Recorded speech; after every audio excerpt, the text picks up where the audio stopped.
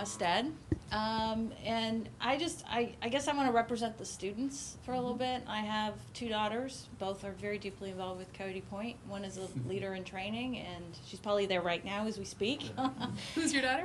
Carly. Oh, Carly yeah. Hale. It's like her. It's her. Oh yeah. Oh, I know. She's great. It's her third year. It's a really wonderful program. You didn't mention it, which is Leaders in Training, where and she just is one of the things she's just looking forward to every summer, year after year. And then a younger daughter who does the camps. But I'm just wondering, you know, we've been talking about teachers and how do you reach teachers and have them start sort of using this in their classrooms. And I'm wondering if we should also look at the students as consumers of this, and that one of the things that, you know, people who know me and have heard me say recently is I'm really concerned about kids who are born now, or even who are my younger daughter's age, who are 8, 9 years old. By the time they get to high school or college, they're not going to tolerate sitting in a classroom listening to a sage on the stage. They're going to be looking for this on their own. And I'm afraid they're not going to show up for school anymore.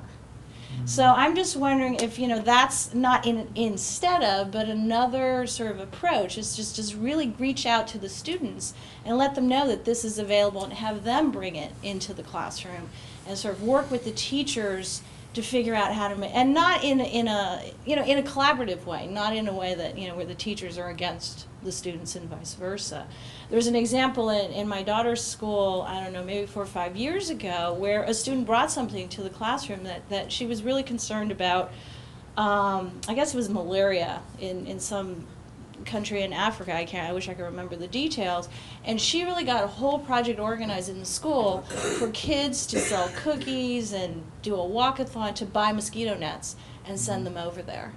And the teacher really just, you know, rewarded the student and made a whole teachable moment and weeks worth of lessons tied to mosquito nets and all of that. And then the teacher was rewarded for really bringing that, you know, throughout the school. So, but this was a student-led endeavor, and I think it was like a 3rd grader. So, you know, I'm just wondering if that's, you know, just another angle that we need to take. With the after-school class that I was talking about, those students actually right now they're in their 3rd session of the after-school program, and what it is they're really focusing on stewardship, and they're putting together a whole presentation of everything that they've learned, and they're going to present, these are 1st graders, to their school what they've done in the class. So another good example of, you know, in the school is great. The teacher has been calling us, and, you know, she's on board too. So you bring up a good point. It is another avenue that we can get in there and start to change things. I think that a red thread that runs through all of your presentations is that this kind of collaborative work does it empowers students in a new way, and it allows them to kind of organically become experts on a subject.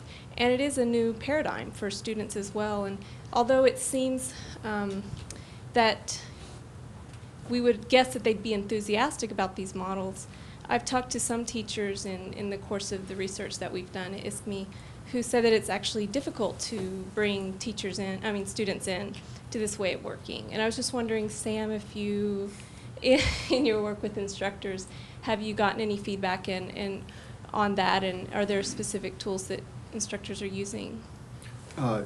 Yes. Even if you get the undergraduate faculty members' attention and they give something a try, they're often fighting against a culture of schooling that the students have been part of for 18 years or however long. So it is a two-way street. You know, when you get the students' attention and tap their creativity and really give them ownership, all those opportunities open up. But if they're thinking, I have to be here for 2 hours, tell me what I need to know, and I'll move on, you have to build a culture of inquiry and expectation. So yes, there are barriers all around, unfortunately. I think you're exactly right. The other thing is going directly to students, and I think it's a really interesting idea because, you know, Al Gore's model, right, where he taught a number of groups and then they went out and sort of propagated these ideas about global warming would be a very interesting model as well, where you have, in a sense, students and then you teach them how to teach other students and sort of do that kind of grassroots. I think would be a really interesting experiment.